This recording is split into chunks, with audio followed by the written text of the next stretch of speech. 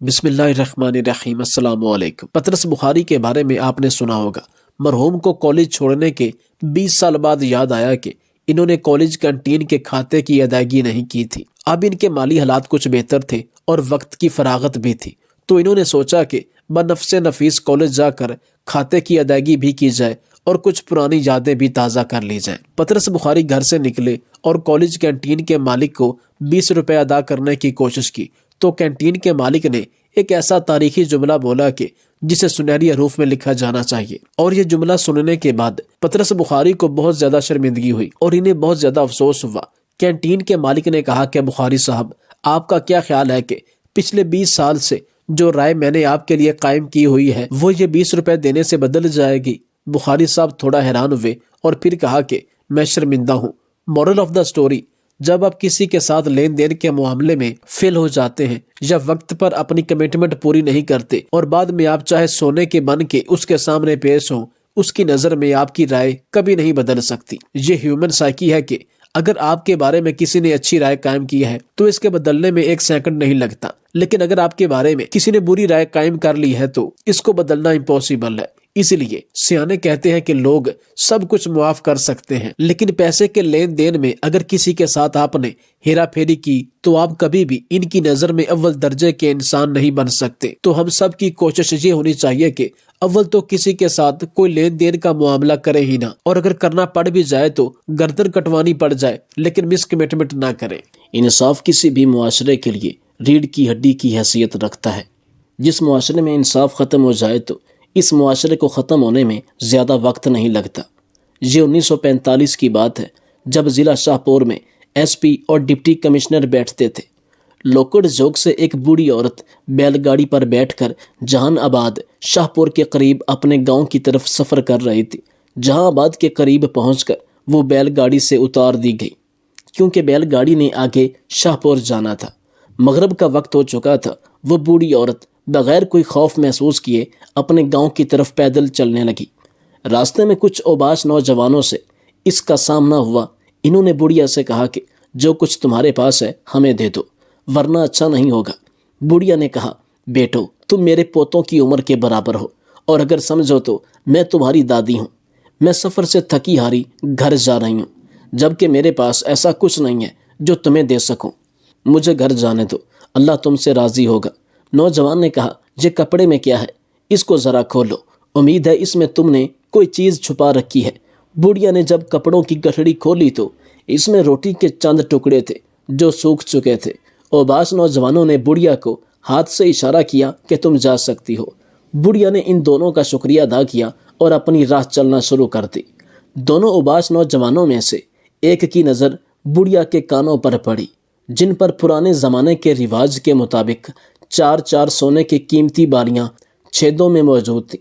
اس نے اپنے ساتھی سے کہا کہ ہم بھی کتنے بے وقوف ہیں، اصل خزانہ تو بڑھیا کے کانوں پر لگا ہوا ہے۔ اور ہم سوکھی روٹیوں کو دیکھ کر مایوس ہو گئے۔ وہ دونوں واپس آئے اور بڑھیا سے کہا کہ اپنے کانوں کی بالیاں ہمارے حوالے کر دو۔ بڑھیا نے ایسا کرنے سے انکار کر دیا۔ بوڑھی ان اوباش نوجوانوں سے کہنے لگی کہ یہ میری زندگی کی کل کائنات ہے اور میرے شوہر کی آخری نشانی ہے۔ تم میری جان لے لو لیکن یہ ہرگز نہ لو۔ لیکن ان بدبختوں نے ایک نہ سنی اور وہ آگے بڑھے اور بد نصیبوں نے وہ بالیاں کھینچ کر زبردستی اتار لی اور بھاگ گئے۔ بیچاری بڑھیا کے کان خون سے لت پت ہو چکے تھے۔ یہ سچ کا دور تھا، لوگ سچ اور بے باک ہوا کرتے تھے۔ وہ بوڑھی عورت اپنے گاؤں نہ گئی بلکہ شاہپور کی طرف روانہ ہوئی، اس حالت میں کہ اس کے کانوں سے خون بہہ رہا تھا اور کپڑے بھی خون سے بھر چکے تھے۔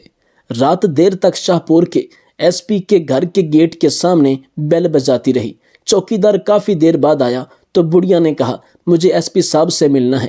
اس کی حالت اور موقع کی نزاکت کو دیکھتے ہوئے فوراً ایس پی سے ملوایا گیا اور صاحب بہادر اپنے عملے سمیت خود جائے وقوع پر پہنچے۔ ادھر ایک کیمپ لگایا اور اس وقت تک اسی جگہ ٹھہرنے کا فیصلہ کیا جب تک اس علاقے کی پولیس مجرم کو پکڑ کر نہ لے آئے۔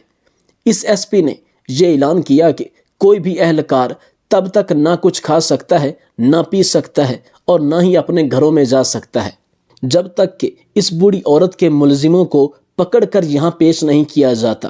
علاقے کے تمام لوگ صاحب بہادر کے اس اقدام پر حیران ہوئے، کیونکہ اس سے پہلے ایسا کبھی نہیں ہوا تھا۔ 2 دن تک مجرموں کو تلاش کیا گیا مگر وہ کہیں نہ ملے، مگر صاحب بہادر نے ہمت نہ ہاری اور ادھر ہی بیٹھے رہے۔ گاؤں والوں کے نمبردار نے پولیس، ایس پی اور دیگر عملے کے لیے کھانے کی پیشکش کی تو یہ ایس پی غصے ہو گیا۔ گاؤں والے بڑے حیران تھے کہ ہمیں تو ایسا لگتا ہے کہ یہ بوڑھی عورت ایس پی کی کوئی رشتہ دار ہے، کیونکہ ایس پی بہت زیادہ غصے میں اور نہ دن کو آرام کرتا اور نہ رات کو، اور نہ ہی اپنے عملے والوں کو آرام کرنے دیتا۔ بس ان ملزموں کو پکڑنے کی مختلف ترکیبیں سوچنے لگا اور آخرکار اس صاحب بہادر نے ملکہ برطانیہ کی تصویر والا سونے کے ایک قیمتی سکے میں سوراخ کروایا۔ ایک ماہر سونار نے اس میں سوراخ کیا اور پھر سکے میں دھاگا ڈالا۔ ایک بکری کے گلے میں وہ سکہ ڈال دیا گیا اور حکم دیا کہ اس بکری کو چھوڑ دو، یہ جہاں مرضی چلی جائے۔ بکری نے ایک سمت میں چلنا شروع کیا، وہ چلتی ہے اور ایک مخصوص فاصلے پر کچھ پولیس کے اہلکار بھی اس کے پیچھے چلتے رہے۔ کافی دیر بعد وہ بکری ایک پرانی سی حویلی کے باہر کھڑی ہو گئی اور زور زور کی آوازیں نکالنے لگی۔ اہلکاروں نے دیکھا کہ پرانی حویلی سے 2 نوجوان باہر آئے۔ بکری کو غور سے دیکھا تو گلے میں سونے کے سکے لٹکے ہوئے نظر آئے۔ اہلکاروں نے جلدی سے ان دونوں کو پکڑ لیا اور صاحب بہادر کے پاس لے آئے۔ صاحب بہادر سے پوچھا گیا کہ آپ نے بکری کے گلے میں سونے کے سکے کیوں ڈالے؟ اس نے بتایا کہ یہ ایک خاص نسل کی بکری ہے، اس کے گلے میں سونا تھا، یہ اسی سمت میں ہی گئی جہاں قدیم سونا موجود تھا۔ بڑھیا کے کانوں کی بالیاں بھی قدیم سونے سے بنی ہوئی تھی، اس لیے مجرموں کو پکڑنے میں آسانی ہوئی۔ صاحب بہادر نے ان دونوں مجرموں سے پوچھا کہ اپنی سزا خود ہی منتخب کرو۔ دونوں سر جھکا کر کھڑے رہے اور کوئی بھی جواب نہ دے سکے۔ یہ ایس پی بھی خاموش ہو گیا اور نہ جانے اپنے دماغ میں کیا سوچ رہا تھا۔ اچانک صاحب بہادر نے ایک آدمی کو حکم دیا کہ علاقے بھر میں منادی کرا دو کہ آج فلاں مقام پر ایک بہت بڑا میلہ لگے گا۔ میلے کا نام سنتے ہی گاؤں کے لوگوں کا ہجوم اس ریت کے ٹیلے پر جمع ہونے لگا۔ جب ہزاروں کی تعداد میں لوگ جمع ہو گئے تب اس نے بڑھیا کے ہاتھ میں ایک گرم سلائی دی اور کہا کہ دونوں نوجوانوں کے کانوں سے گرم سلائی گزارو تاکہ ان کو بھی اس درد کا احساس ہو جو تم نے محسوس کیا۔ ہجوم میں کھڑا ہر شخص بڑے ہی غور سے دیکھ رہا تھا۔ جب وہ دونوں درد سے چلا رہے تھے، ایس پی نے میلے کا نام صرف اس لیے لیا کہ لوگوں کو اکٹھا کیا جا سکے اور ان دونوں کو سزا دیتے وقت ہر آدمی یہ دیکھ لے کہ اگر کوئی چوری یا بدکاری کرے گا تو اس کی سزا کیا ہوگی۔ لوگوں نے اس واقعہ سے بہت زیادہ عبرت حاصل کی۔ اس کے بعد ایس پی نے مستقل طور پر وہ سونے کا سکہ اس بکری کے گلے میں ڈال دیا اور حکم دیا کہ آج کے بعد اس بکری کو کوئی بھی نہیں باندھے گا، یہ جہاں مرضی گھومے پھرے۔ جس بڑے سے بڑے چور ڈاکو میں ہمت ہے تو اس بکری کے گلے سے یہ سونے کا سکہ اتار کر دکھائے۔ کہتے ہیں کہ کئی سال تک وہ سونے کا سکہ بکری کے گلے سے کوئی شخص اتار نہ سکا، کیونکہ سب نے ان 2 چوروں کا انجام دیکھ لیا تھا۔